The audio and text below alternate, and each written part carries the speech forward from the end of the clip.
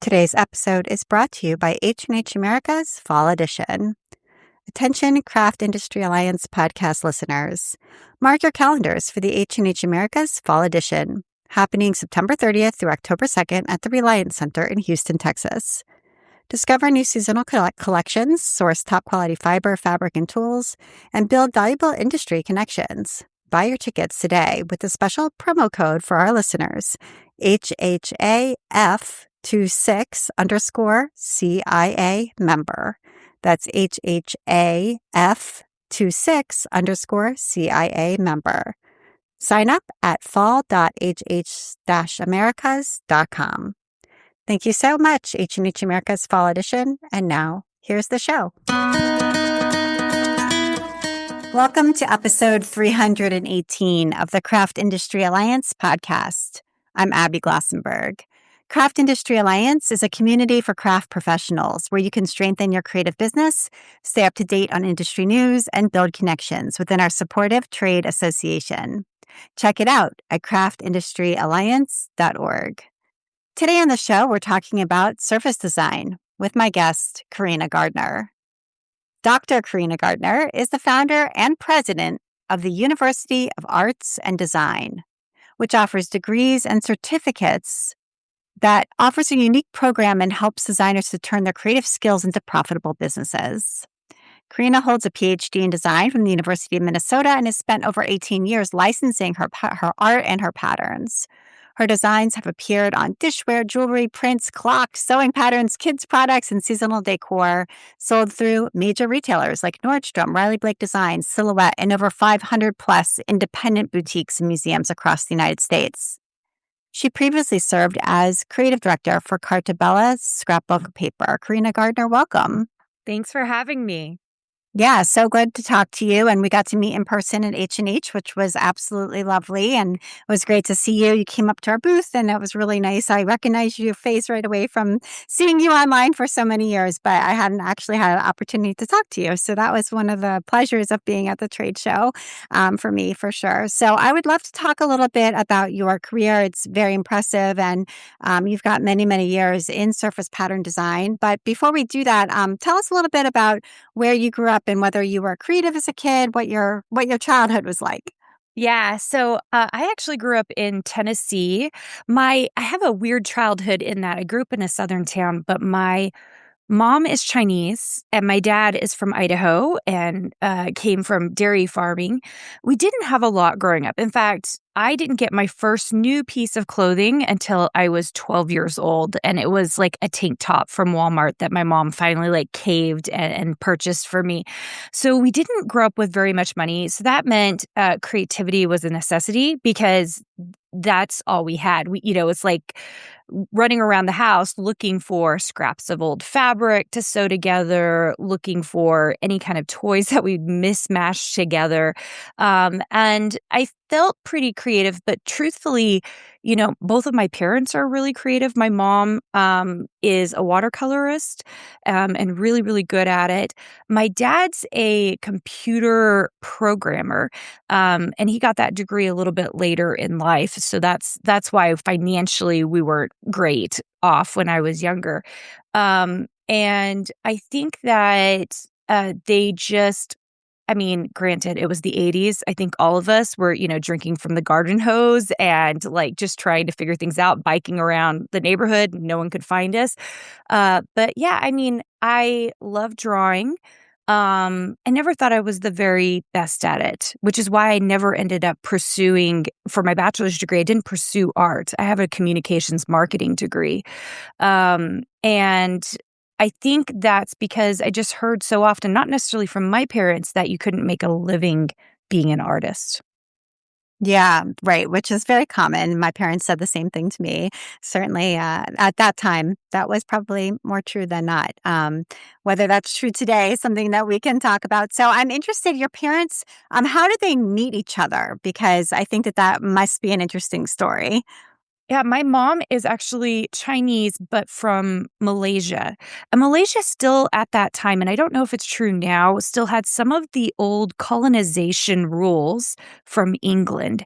And so because of that, my mom was able to get a nursing degree in England. So like they were desperate for nurses. And so if she could find her way, find the financial to get from Malaysia to England, they would pay for her to do school. So she somehow managed to figure that out. It's like kind of a crazy story. She like kind of like took a train across Russia, like crazy things to get there because they just didn't have very much money.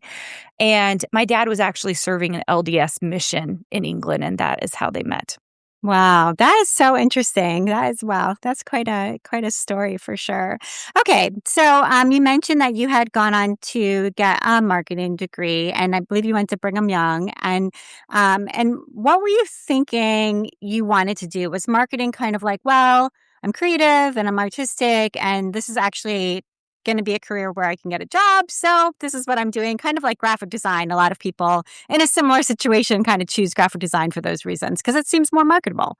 Yeah. I mean, I think so. What happened was the last year of my degree, it became very clear that, and this is like early days, right? Like, so none of us had Photoshop and Illustrator, but there was a computer lab that had them, like the early versions of them. And so you'd have to sign up for 1 hour in this computer lab to go in and be able to use a computer with the Adobe software. And I was working on some marketing materials. And as a marketer, you have to learn copy and you have to learn graphics. And I just found that not that I stunk at copy, but I just wasn't, it was not my jam. I was like, I don't know that I'm really great at this, but I really was fascinated by the graphics. And one of the things I kind of figured out in the marketing is whoever controlled the graphics controlled the whole feeling, the whole look. And I was like, I think that I need to learn how to become a designer. But by that time, I had already finished, almost was done with my marketing communications degree. So the next step was I had a couple of friends in the graphic design school, and they kind of helped me put together a portfolio. I actually spent 3 months in Mozambique, Africa with my husband between my bachelor's and my master's. And I had done a big senior thesis there doing analyzation of all the signs in Maputo, Mozambique. So I was taking pictures of them and analyzing them, looking at the homemade signs versus like, the Coca-Cola signs there and kind of doing that analysis. And interestingly enough, that research is what got me into my master's degree at the University of Minnesota to do in Oh. graphic design because they're a research institution. So I had a good enough portfolio and I had this interesting research background that they were like, yeah, come and Hmm. do research with Yes. us. Yeah. Okay. All right. Cool. And so when you got to the University of Minnesota, now computers are probably A little taking bit better. over. Yeah. Yeah. That Yeah. was in 2002. So it's funny, it's like a 2-year difference. It's not very much time there. Oh, but it was a quick change. It Yeah. was so fast. And so in 2002, I actually started teaching at the University of Minnesota when I started my master's degree. I was like, they kind of set me up and were like, hey, you need to start teaching some classes here. And ironically, it's also a weird time in the software biz because Cork was still being taught in all the schools. And Cork pulled their licenses from the universities, probably one of the worst like business decisions I've ever seen happen. Because what happened was, what did all the schools have access to? Adobe InDesign, which is just barely on the market, part of the Adobe suite. What was Quark's thinking about? That's so odd. They felt like they didn't want students using it. I think they just thought the licensing was too open and too many people were getting it for free.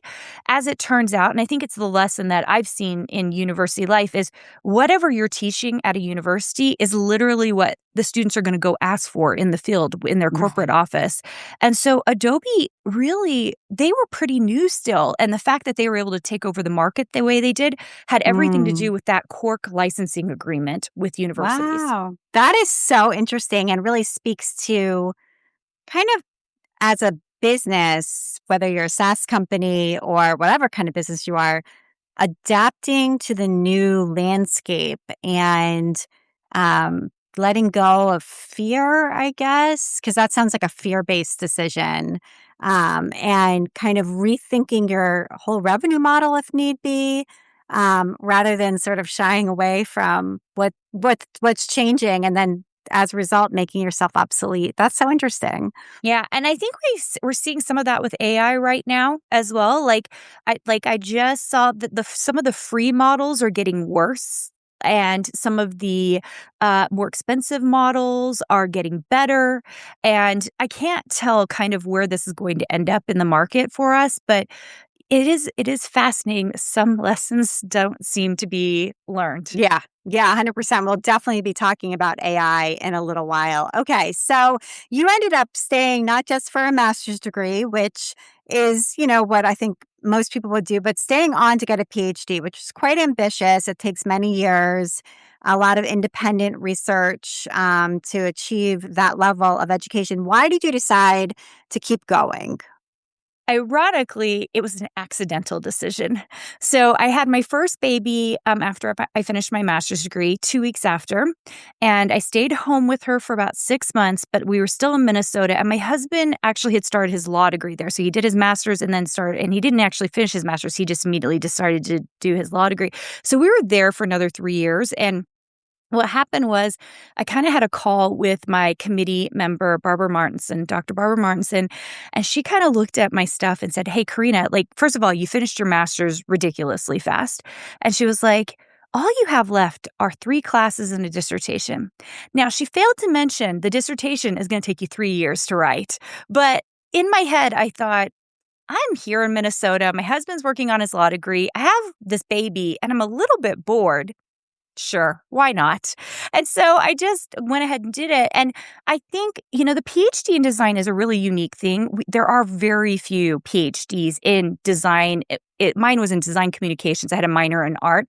And the reason they built it was because all of the deans of colleges were interior designers, clothing designers, housing and architect, because graphic design's terminal degree, which we built at our university, is an MFA, not the PhD. But you have to have a PhD to be in all these dean and president positions.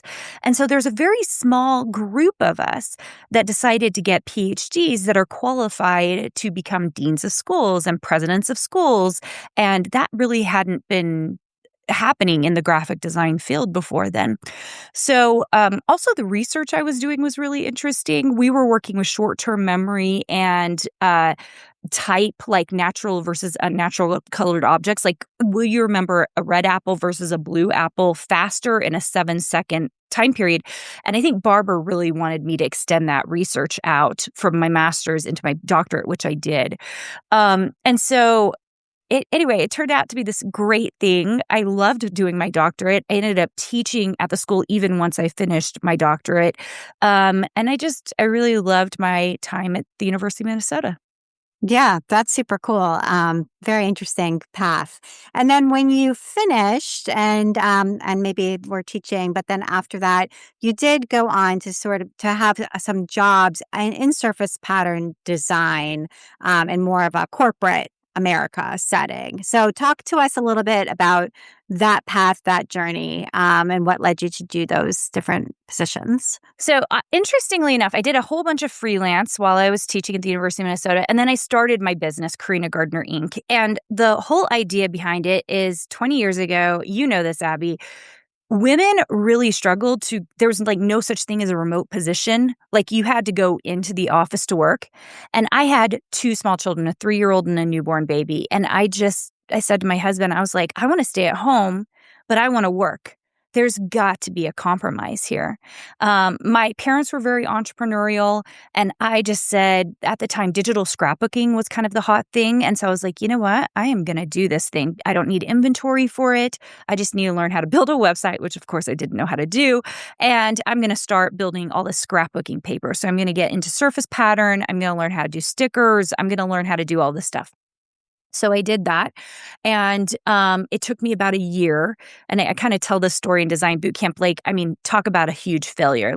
My first business venture, total huge failure, because I didn't understand how to build an audience. And I was a good designer, but really not a great marketer, because I didn't really understand the pathways for getting people to see my work. made some changes. Within a year and a half, 2 years, I had my digital scrapbooking stuff was killing it, making quite a bit of money. I had gotten a scrapbooking contract with my mind's eye. And I had gotten a fabric contract with Northcott Fabrics. And so suddenly I had multiple contracts. I had monthly income coming in, and I was able to stay at home with my kids. And it was really incredible. Fast forward probably 3 or 4 years into that.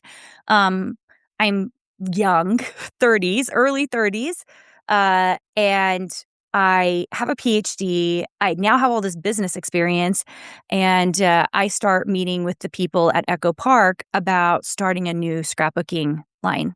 And they built Carta Bella Paper around me, got me a sales director. I brought in my own designers. So we were agency, and we built that sister company. And so interestingly enough, it was definitely a corporate setting, but because I was laying down the terms of what I wanted, and that was the main thing I think about the doctorate that I didn't understand. Because I kept thinking, why did I do this doctorate? It put me in a place of power, and I don't think I had realized it at a very, very young age.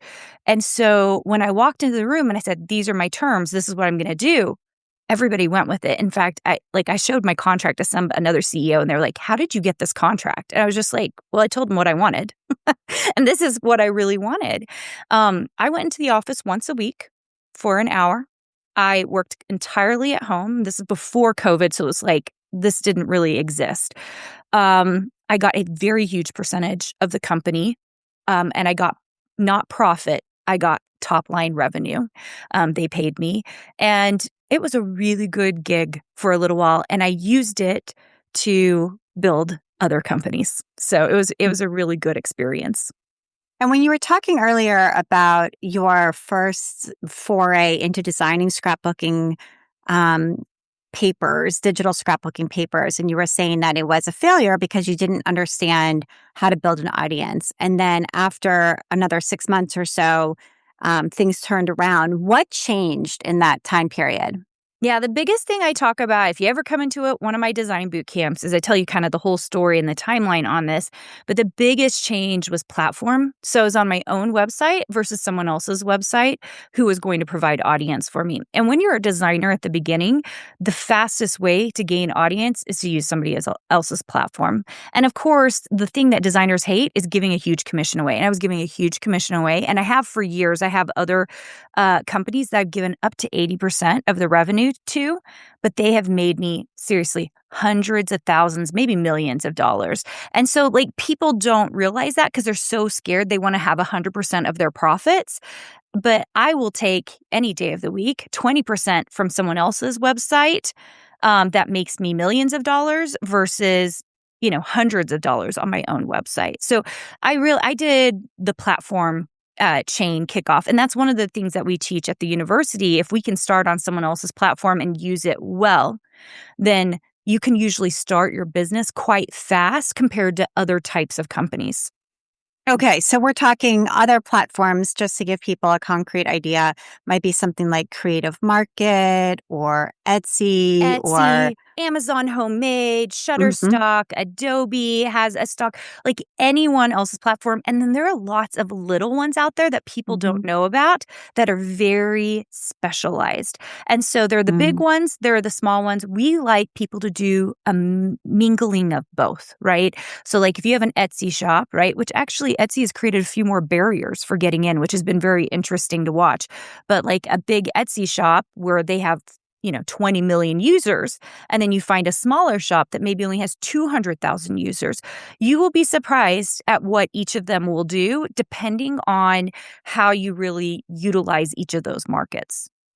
Okay. And when you say using them in a smart way, I think in my experience as a 21-year Etsy seller, I just got my 21-year little badge on my Etsy shop.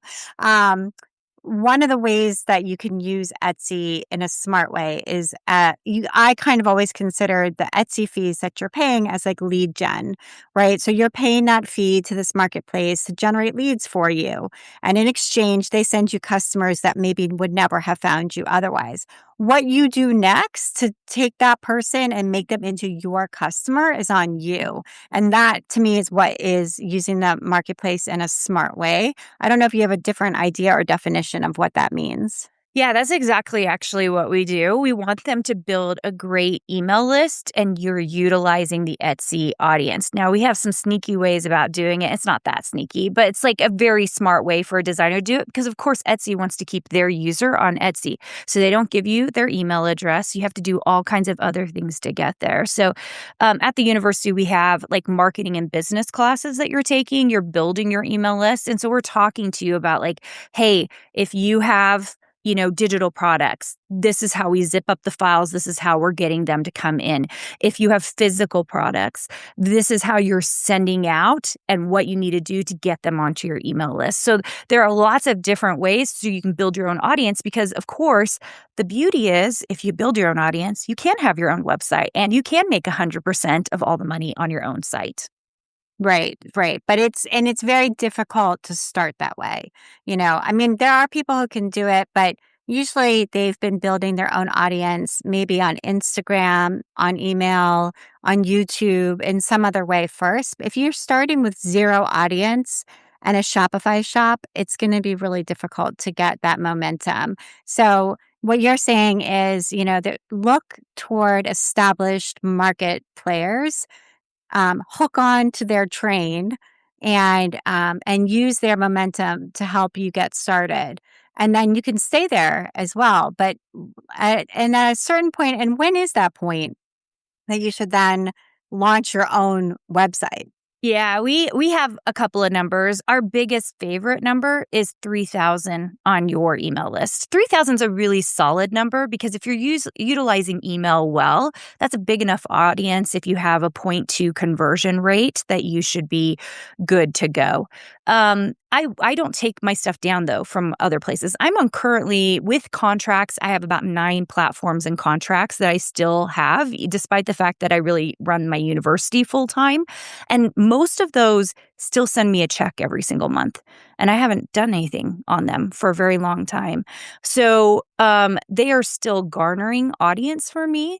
And that is really the power of doing it very, very well. I'd like to take a minute now to talk about our sponsor, H&H America's Fall Edition. Here is a message from H&H America's Fall Edition. If you're a Craft Industry Alliance member, shop owner, buyer, designer, or educator, we want to make sure H&H America's Fall Edition is on your calendar. This September, H&H America's is heading to Houston, Texas, September 30th through October 2nd at the Reliant Center for its inaugural Fall Edition show. And Houston's the perfect place to launch this new event. The city has a long and meaningful history in the crafts industry, particularly in quilting, sewing, and fiber arts, with generations of makers, guilds, shops, and creative communities calling Houston home. For decades, the city has also been a destination for fall gatherings in the crafting world. The Fall Edition is designed to honor that history while creating a fresh, modern, business-focused experience for today's crafts industry. The Fall Edition expands the H&H marketplace into the second half of the year, creating an opportunity to source products, place orders, launch new products, and build relationships during a critical buying window. The timing is intentional too. It gives shop owners the opportunity to attend, do business, and still get home in time for their weekend business. You'll find more than 200 exhibitors across yarn, fiber, fabric, notions, and more, along with opportunities to discover new products, explore trends, and connect directly with suppliers. And there's so much more than the show floor. Fall Forum kicks off on Wednesday, September 30th with a full day of education, roundtables, a keynote, and industry networking. Then there's Product Academy, featuring product demonstrations and educational presentations from exhibiting companies, along with business insights and ideas to help you grow your shop.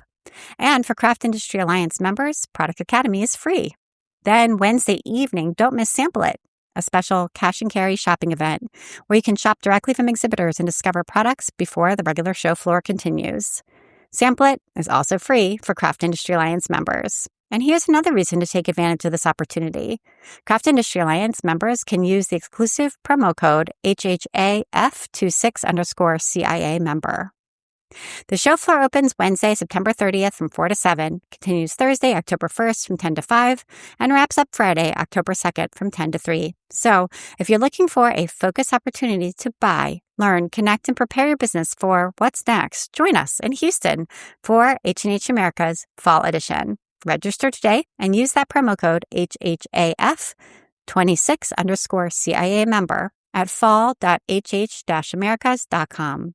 Fall delivers, inspired by crafts built for business. Thank you so much, H&H America's Fall Edition. And now back to my conversation with Carina.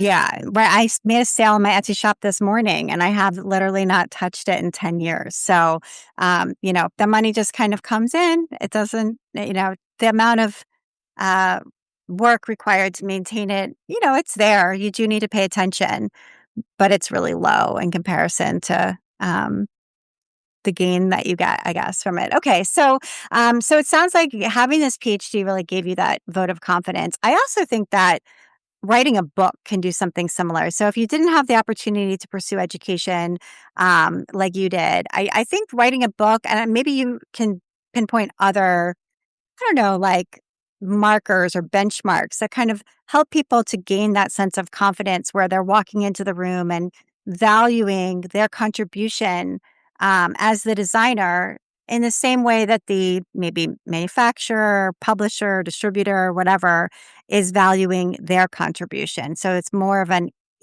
sort of party of equals.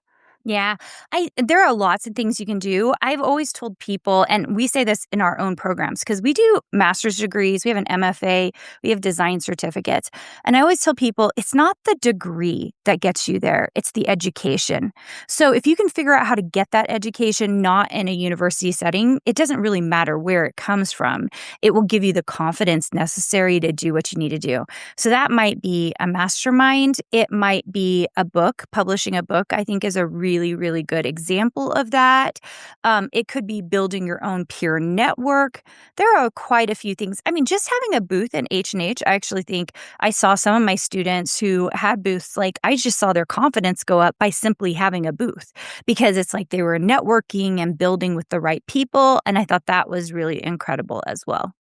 Yeah, I think a peer-to-peer network can be great because the more you talk to people who've had their own experience pursuing a similar dream, the more you see that, what is normal, what is to be expected, hearing no or not right now and that kind of rejection, looking at a contract and finding out what's normal from other people's contracts so that you're not working by yourself in isolation, wondering if you're crazy, wondering if what the terms that have been presented to you are the right terms, if the percentages are the right percentages.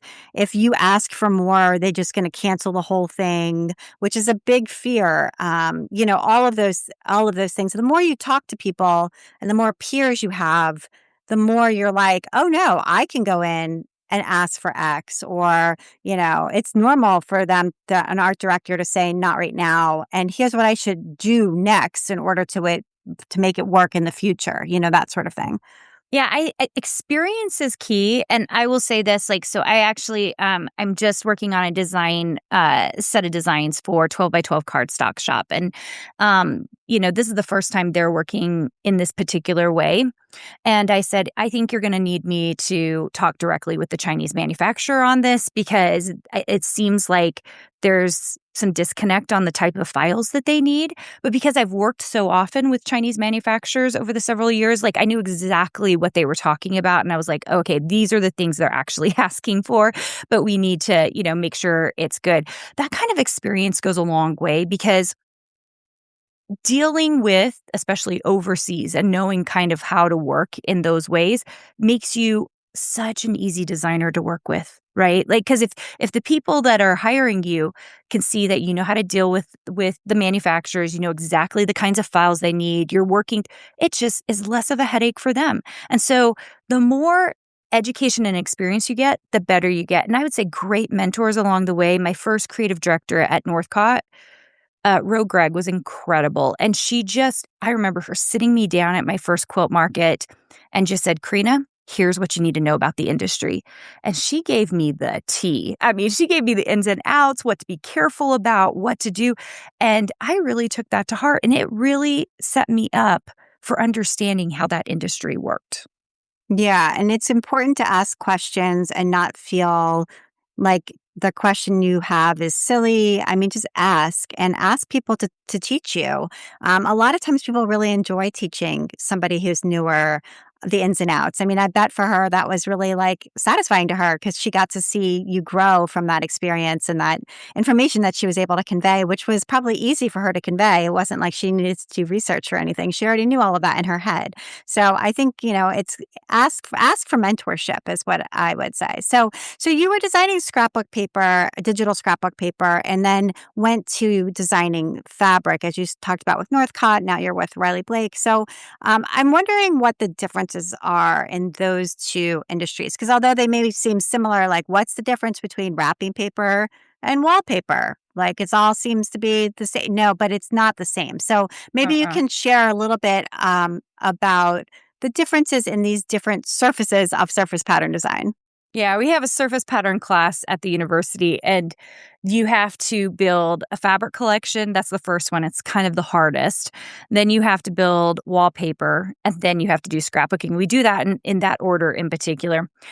I will tell you this, especially when I was the creative director at Carta Bella, it was always easier for me to move a scrapbooking designer into fabric versus a fabric designer into scrapbooking. They really are different. Fabric designers really struggle to think in the terms that scrapbooking designers think about, whereas scrapbooking very easily translates into a fabric line.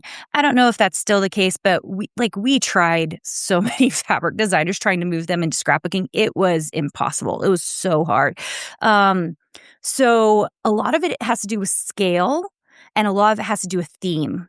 So you'll notice in fabric I have fabric behind me, a lot of florals.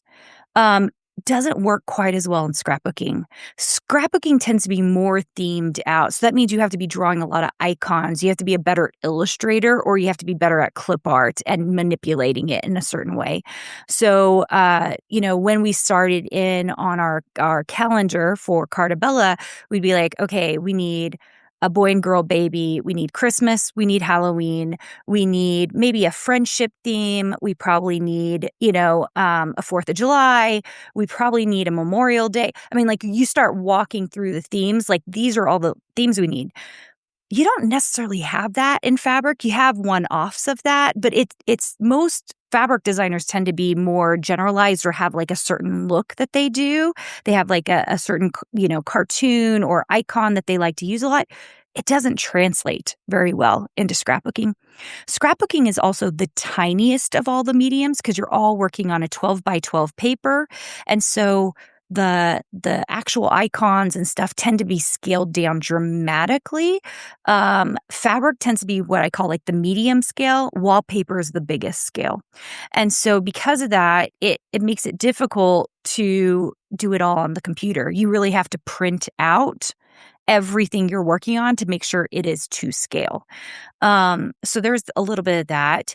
The second thing that I find is that people really struggle to build collections. They're really good at one single repeat, but a good collection, it's really difficult to build. And so when we started building this surface pattern design class, we went into it saying you have to build not only a good collection, but a collection that matches up the way Riley Blake forces you to match it up, which is you basically build a line of 6 and then 3 colorways, and all 3 colorways have to go together. That is harder than most people realize. If you do Moda, which is 2 colorways, you might have several different colors of the same print. That's substantially easier than the 3 colorway sets that all go together. Absolutely. And let's talk a little bit about what happened to the scrapbooking industry. You started with digital. So already that was a transformation because scrapbooking, for those people who were crafting in the early 2000s, late 90s, was a huge industry. There were scrapbooking stores, retail stores all over the United States, and it was massive. People were buying papers and embellishments, glues, stamps, pens. I mean, all the things to create And there were all of these different companies that made the books themselves that you would put the things into and systems for them, et cetera. And then it all kind of fell apart. And, we've, as somebody who works with Cologne Messe to help shape the trade shows, the H&H trade shows, we've really tried to bring in scrapbooking because we want it to be inclusive of all crafts. And all of what you just said about surface design is opportunity for lots of people to build businesses. So we wanted to and still want to bring those companies in. But because there are so few brick and mortar scrapbooking retailers in the United States, the model of an in-person trade show doesn't quite work because in-person trade shows all about retailers shopping from wholesale suppliers. And so it's been really, to be honest, it's been really uphill to be able to bring them in. And that's because there was just this huge surge and then collapse. So maybe you have some light to shed as somebody who participated in the scrapbooking world for a long time. Yeah, it's so funny. Darren and I had this long off-camera discussion about this because scrapbooking is such an interesting place right now. Ironically, I felt like I came in actually after the bump. Like there was a really big high. And I came in probably 2012, 2008 or 9. But it was really, really big, like early 2000s. People were making so much money in scrapbooking. I think the crafting industry in general is constantly changing. It's ironic. Quilting hasn't gone away, but notice the fabric design is totally different, right? I remember when Blake brought in all these clean, some juvenile looking patterns. And before that, it was like all of your grannies, fabric. Scrapbooking was interesting because it had this high. People were loving it. People were making stuff. People were buying stuff. And I think the stalwarts held on to that. They were still doing it. But as digital got easier and easier and easier, it just made a lot of sense to throw your photo. Well, digital scrapbooking came in, right? So then people were buying all the digital material, so it wasn't taking up room in their house and they could do the photos. But now there are like tons of softwares and stuff out there that just take all your photos and throw it into a photo book for you. And then you can just have a really pretty, cleaned up, easy thing.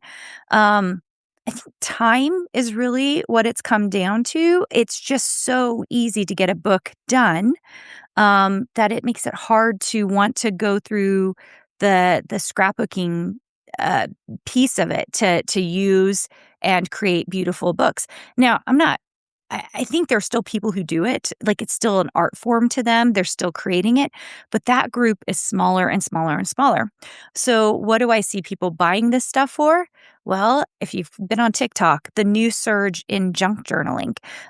There's like kind of this interesting thing. I don't know that we can call it scrapbooking anymore because it's really paper crafting. And then calendars came into the view. So it transformed the way that we did things, and it became more of like a fun hobby that maybe didn't include just photography and taking pictures of your photos and Yeah, it's scrapbooking in that way. that's a great point because scrapbooking and junk journaling, one of the differences is the level of like having photos and photography being part of it. So as a person who used to make scrapbooks and now orders digital scrapbooks, I'm totally right in there with those consumers. But junk journaling is definitely having a resurgence, and it's not so much about the 4th of July, although it could be. But it wouldn't necessarily be photos of your family on the 4th of July. It might be, ticket stubs to a concert you went to, or wrappers from different fun foods that you got to eat, that sort of thing. It could include sketches or stamps. So again, this is sort of getting back to that cork situation around adapting to the new landscape. Yeah, I think there is some of that. I also want to say this, like part of me, I own this university. It takes up all of my time. It's incredible. But the other part of me wishes I had time to build a scrapbooking company right now. And the reason is because when the market diminishes in this way, if you know how to do it correctly and you have a good audience for it, you could actually win in a market like this because it's a down market. But if you come in and do it exactly right, you could get a piece of that market because it still exists. And a lot of people don't think about that. They don't think about going into the down thing. Ironically, universities are on the down. And I've built a university in the middle of this crazy chaos. I call it the Coco Chanel effect. Like, Coco was almost always doing exactly the opposite. When they're in depression, she was like, let's work on diamonds. When we're in a high, she's like, how do we make like baggy dresses and comfort things for people? And so there is a marketing mindset out there to not just go after the high, but to figure out how could you do the low thing, the thing that like maybe there's a lot of scarcity mindset around, but there's a piece of the market that you could grab if you did it exactly right. Yeah, that's a great opportunity for somebody. So thanks for saying that. And not just for scrapbooking, but for other things that are sort of diminished. So something for all of us to think about. You also had a children's brand, Minnie Lou. So tell us a lot about why you wanted to develop a children's brand, what it carried, and what the experience of working with retailers on that piece was like. Yeah, that was an incredible experience, and I'm so grateful I did it. It was a little nutty. I'll tell you that. So the beautiful thing about Carta Bella was I got to go in the office once a week. I worked from home. I ran that piece of the brand, but I didn't have to worry about fulfillment. I didn't have to worry about sales. I didn't have to worry about all these things.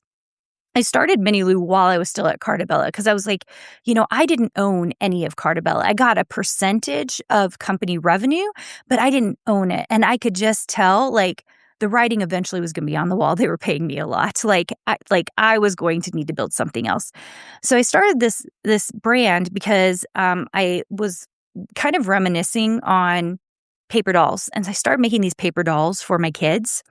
And I was like, there aren't great paper dolls on the market anymore. So I started creating these cute little packets with paper dolls. And at the same time, I was like, well, I'm in paper. So like maybe we'll do these little mini coloring books too. And these we did these little wood blocks with like animals on them. We did bookmarks and little birthday cards. And I kind of put together this catalog of goods. And I will say that part of this was just market efficiency. And that is at the moment I released Minnie Lou, coloring came really heavy on the market. Like Talk about trends. That was a massive craft trend. Adult coloring books. And just accidental. I will just tell you accidental, lucky, right in the right place at the right time. But I will say this, I've owned a lot of businesses. You're going to hit luck a couple of times. Like if you own enough businesses, you'll fail a bunch, but you'll also like hit that lucky trend once in a while. That was luck. I hit it before it hit. And so I had all the goods. We were shipping. It took 6 months to get from China, all of our goods over here. But it's so funny. Like clearly I was in front of it because when it hit hard and we were selling like bonkers. During that time period, we used sales reps. I was doing a lot of wholesale shows and we did a great deal with Nordstrom. They were carrying our books. We were in 500 independent stores. We were in many museums you've heard of, like the Donaldson in Texas. Like we're just in a lot of amazing places. And I had a small team and we fulfilled. We had a warehouse and we did that for probably about 8 years. And I decided to close it right around the time Toys R Us closed down. And that's because children markets were really, really getting difficult, direct wholesale to retail. And I could just tell if I didn't start going full straight to consumer, we were going to really struggle. Around that same time, I started thinking about education again.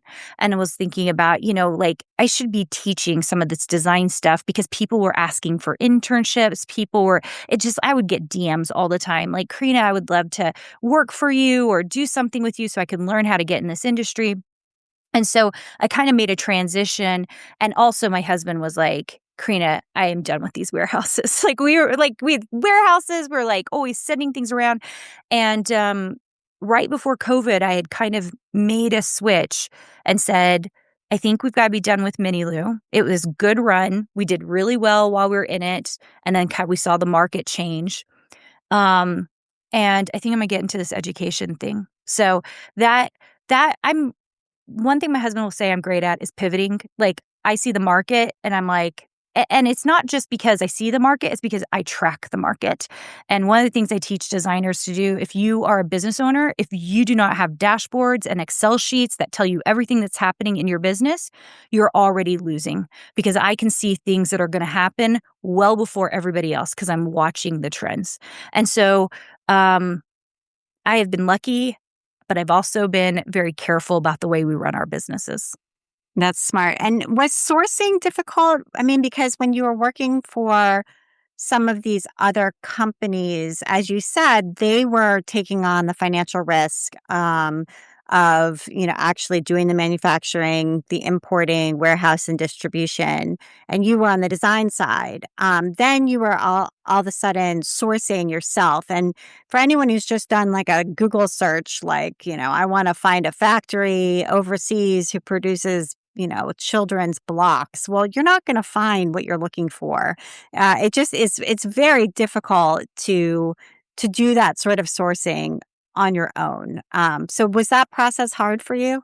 No, and it's because of the order I did things in. Because I worked for someone else, I had every manufacturer I needed. So it's like I just used my own. Like I wasn't going to start a company unless I literally had a manufacturer in China. I had a manufacturer in the United States. In fact, we got to a point, there was a coloring book we had that literally we got the warehouse, we got the truckload or whatever from China. And, it took us 6 months to get the container or whatever. It shows up at the warehouse and it sold out in less than 2 weeks. And I was like, I can't get this book again in 6 more months. Like, what am I going to do?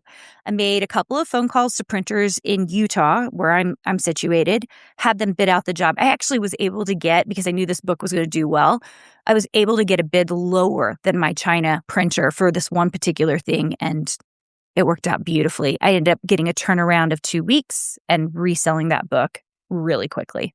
Okay, so yeah, your professional experience gave you that background for sure. Which is why I think it's sometimes hard to start a business just from scratch. Like that was where I was when I first started my initial business. But like as you gain experience and peers and are willing to work with other people, you start gaining I had a massive network by the time I started Mini Lou. So it made it very easy for me to source, easy for me. By that time, I'm pretty frugal about the way I do things. And so I had the cash on hand to put the inventory in that needed to be put in. A lot of times people will start like an inventory-based business. They have to drop in $100,000 and they don't know if they're going to get it back. And it's because they've never tested the market. I was constantly testing the market. And so now you pivoted to working in education, which is an interesting pivot. I wonder about the importance of retaining your design business while you are, as you said, you were running courses and now you run a university, both for a sense of keeping your hands in the sandbox because things always are changing. And if you're not part of you're hearing it secondhand. Yeah. And also for the sort of legitimacy that it lends to what you're talking to students about, because, there's that awful saying, those who can do and those who can't teach, which I personally take offense at because I was a teacher, but I do think is actually really offensive. It's not a great saying. But I think some people would say, well, if you were so good at designing, why did you give up your design business and now you're just, telling other people what to do and that's how you're making your money. So I wondered if you could talk a little bit, because I think there are two camps. There are people who do get into education and are like, I got to focus solely on this and I'm giving up the thing that got me here. It is really, really tough. I'm going to tell you what, because I love you, all my students who are listening to this, because I have lots of students who are part of the Craft Alliance. Everybody knows I like designing better than I like teaching. Like I adore design. Like design has been my life for so long. And it has been really tough. I tried for several years to design 50% of the time and teach 50% of the time. And it just started to cut directly into any of my family time. Like running both businesses just was really, really tough. The truth is, you guys, education became I could tell my life calling because I saw the results of all my students creating the businesses I had created and them just like being like, this has changed my life. I love this so much. And it is still hard and I still do design. You just heard me say I'm doing something with 12 by 12 cardstock shop. And I'm still like 3 years ago, I had a fabric line. Like I just am trying to like slowly and surely add. I just can't do it 48 hours a week or 60 hours a week like I did before. I'm lucky if I can put in 5 hours a week into any of my design time. I love it. I don't think it makes me irrelevant. I was worried about that. I was really concerned about that. And the reason I don't think it gives me irrelevance is because I have 18 years under my belt of dealing with Chinese manufacturers, U.S. manufacturers, still connecting with my network, still talking about how, the design, a lot of it is production. Are we setting things up in RGB or CMYK? Are we putting bleeds on it? There's a lot there that's just once you know the knowledge, you know the knowledge. But in terms of like trends, it's been great for me because I've had to be like, okay, guys, like, business is business. You keep Excel sheets this way. You build a dashboard this way. So it doesn't matter what you decide you're going to get into. You're going to be, do P.O.D. And do Spoonflower. Great. If you're going to do stickers on Etsy, great. Track it, test it, and then we pivot as we see the money changes or you need to do something different because you're not getting traction in this. Because the one thing about design that's really interesting is I can have 5 designers all get into sticker design and all go on Etsy. And 2 of them might really make some money and 3 of them might not. And that really has everything to do with style than it does with anything else. And so those other 3, it's like, okay, based on this, we need to pivot or you need to change your niche because something is not working here. And so because of that, I don't think it's made me irrelevant. I've always been worried about that. But that being said, I still keep my fingers in and dabble a little bit because I don't want to lose that piece of what I love. And truthfully, at some point, I see myself not being in education and going fully back to design. So it's kind of my own retirement plan.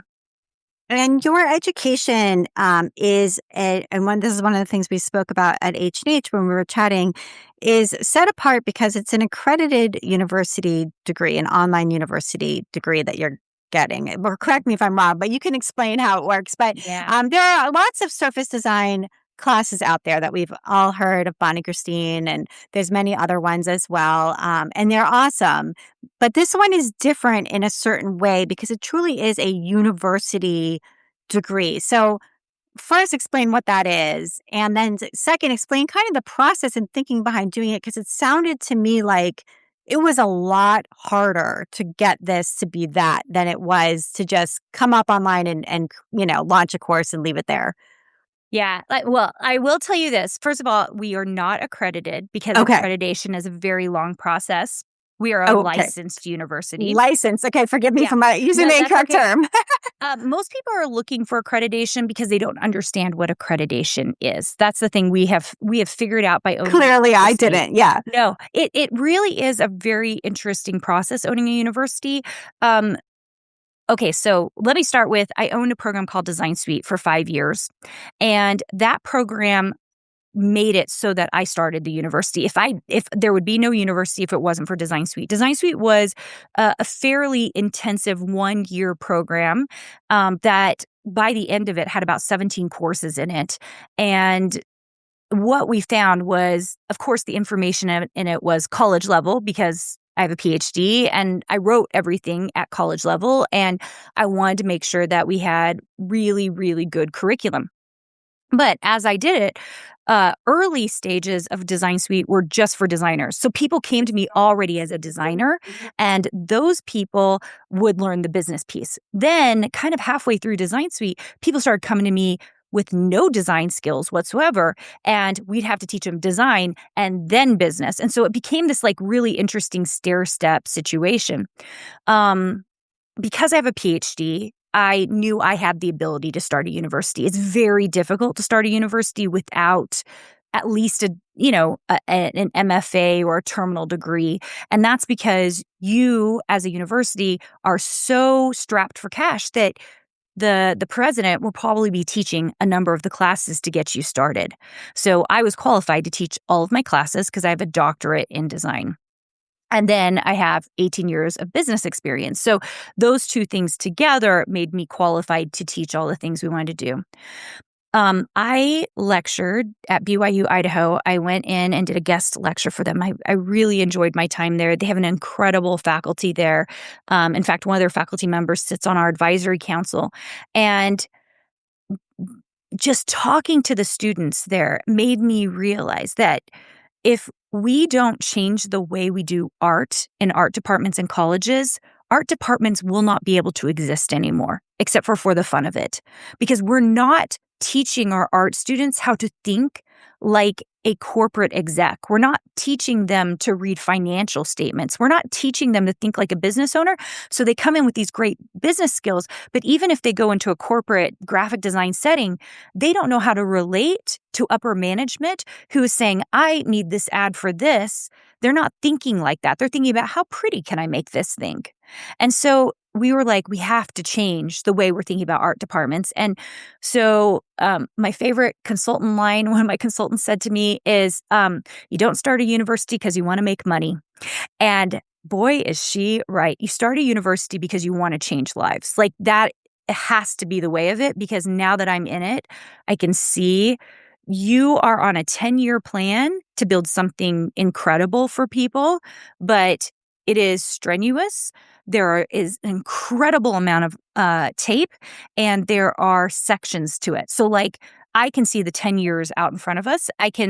We're right now hiring for 2028. Like my mind is already in 2028. I know all the things that are happening in the university.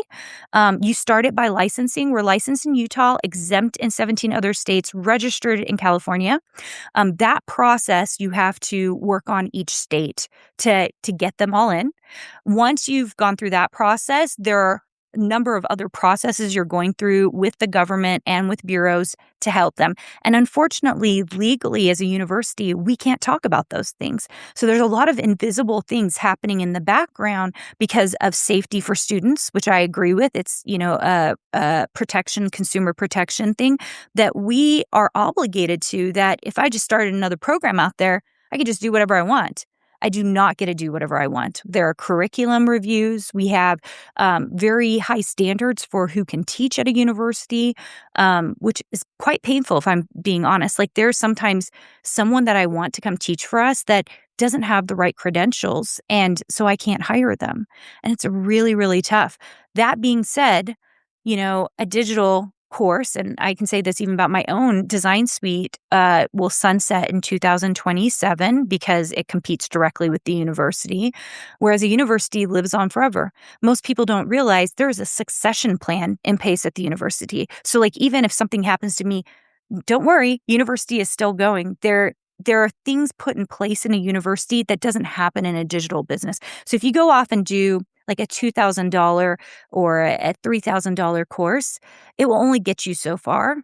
Not because it's not great. I actually really love some of these online courses out there. I think they're really, really good. But because we think of it as one class in a semester, you're getting a very small piece of the education you need. And once again, you don't need a degree to own a business, but you need the education. And what we find is when you are in a university, what happens is you get graded. So you do the work. And that is the difference between a degree and just taking a course online. I would say 50% of our Design Suite members ended up with a fantastic business, 50%. That bothers me. I want 100%. And that's what a university does, because you are forced to finish your work, which means that you 100% create a business while you're in school. And those of us who've ever launched an online course or even sold a digital pattern or digital set of DIY instructions of any kind know that, frankly, it's probably over half of the customers who purchase never access the content. And it's not their fault, right? They bought it as an aspiration. They wanted to be the kind of person who took this class, or they had the best intention to make this pattern. But then life gets in the way, and we all know life is very complicated, and they never do. they don't necessarily regret purchasing it. And sometimes if it's a membership, they'll continue to pay for it just for the idea that at some point it might happen. But like a gym membership, you pay and never go. And so what you're saying is that level of accountability is really where it's all about, and the comprehensive nature of the university where there's more than one aspect. There's semester after semester of coursework to accomplish. So kudos to you for going through it and navigating it. You're the first person I've ever met who took this on. And so I imagine it's very complicated, and state by state having to do all of this work, I can only imagine is really complicated, but also probably very satisfying and interesting. Yeah, super satisfying, especially as we watch our students. I do think that if you're someone who sells a digital course, you can't get down on the fact that half of your people, are actually more. I think the stats are saying 10% right now. 10% of people actually finish a digital course. For us, it also made it easier for a lot of different reasons. Like we could allow people just to take a single course, so it made it nice, because I was like, if you take a single course for $1,000, I would rather you get everything out of that and get the credits for it than taking a course with me, never getting credit for it, and just, hoping that it's all going to work out. So it was kind of an integrity thing on my part. So there was that. And then oh my gosh, can I tell you this? We just barely implemented this. I'm so excited about it. Our last few Design Suite members have been younger folks. So we've got a 14-year-old. We had a 17-year-old. One of our best Design Suite members was a 19-year-old who joined our program and ended up with a $4,000 mural job deal, like during her time in our program. And we just implemented dual enrollment at the university. So now we can take 14 years old plus. So if you have a homeschooler or an empty period at school, you can take a university course with us and start getting college credit for it. So we've been super excited about that, as we've been seeing, especially homeschool students get really excited to go ahead and start getting college credit and start building their own businesses. That's fantastic. That's great. And I just wanted to touch on AI before we get to your recommendations. So, I mean, AI is like the elephant in the room. It's really changing the game. There's a lot of very strong feelings, and rightfully so, about the use of AI, especially for visual, artistic production. So, I don't know if you have thoughts about what's going to happen. Where are we? How are we going to proceed forward? But while at the same time being just like completely bombarded by AI artwork. Yeah, we're an AI school in that we teach AI with all of our courses. I don't believe in using visuals for your artwork. We do like it for idea generation, but for actual usage, it's not great. Why? Because it looks like everything else out there. A lot of people have been worried about the graphic design field. I actually have not. Anyone who was already generating that artwork were probably already using Canva as well. So they were like the people who were always going to use it for their business and never hire a graphic designer, or are going to have to eventually hire a graphic designer who can actually create it. The other thing that we're seeing is that it really has struggled on the vector front. So if you're creating anything that requires vectors, which is most of the stuff that you have to deal with in China for manufacturing, is vector artwork, AI really struggles with it. Can't do it. It's really not so good. If you are a pixel creator, someone who's using mostly Procreate and Photoshop, you are a little bit under the gun, because you're up against the artwork out there that's AI generated. But so far, we haven't seen it hurt our designers. If anything, in some ways, it's helped our designers, especially with this whole homemade movement that you're seeing going on in the world. And so because of that, the more specific your style can get, the better it can be. Actually, the better you do, because you look so different than AI. So that's been really powerful as well. I also want to note, so we teach AI. We have an AI course. I have my own AI course that people can take. And then we have one for certificate at the university, like a completion certificate. And what we're seeing right now in the news, if you're paying attention to it, Sora has not done well. It was costing them $1 million a day, but only made $2.1 million. So what does that say to me? Sora is sunsetting in September. The AP is closed. It closed in April. Disney didn't even find out until an hour before they actually closed, and they had millions and billions of dollars right in that. What I will say is this, and OpenAI has said this, that the image generation area has not made them money. It's the text and all of that. So I would say this. We are teaching our designers to use AI in very smart ways, how to run their businesses with it, how to actually not use image generation, but figure out ways where it can imitate your work for yourself. There are like lots of cool ways to do that. So if you're already a graphic designer, there are cool things you can do. Also be aware, go look on social media. Everyone's carousels are starting to look the same, except for designers. And that's because everyone's using the same AI, and most of the AIs all have very specific design setups. So like Claude in particular has like, it writes with a serif font, then it does an italic, different colored word for the end of the title, and it uses that over and over again. If you see that over and over again, you start to realize that's AI generated. And so the better you are at graphic design, fonts, understanding layout, the better you can change that to make sure your stuff looks different out there. Right. We're headed toward a homogeneous look. And so it's a time to pivot and to like really lean into your uniqueness, for sure. So wise words of advice. All right. I want to get to your recommendations. So you started the Seeking Persephone Regency romance books. And I have to say, I don't read romance. So tell us about this. I don't know. I'm like a romance nerd, but these are really, really clean. And I will say I'm not advocating for all clean because yes, I have read the ACOTAR books, but I will say that this little series I thought was really cute. Angel had just come out with a 4-part series, so I was like, oh, I'll just go watch this. I loved it so much that actually this weekend I finished the 5th book, and it was just enjoyable. I'm a big reader. My husband laughs at me because I'm usually reading 2 books at a time, usually a personal development book or a business book, and then some kind of romance book. I need a little fiction in my life, but I'm a hardcore. I probably read, I don't know, 10 to 20 books a month. So I'm reading a lot. Okay, good. And that sounds like a good escape as well. And then sewing and adjusting costumes for your daughter. How old is she now? This is my 22-year-old of all things. So, she liked costumes when she was little, but this she's in this Lolita, which always had me concerned. But now that I've seen what it is, it's like these little cute dresses.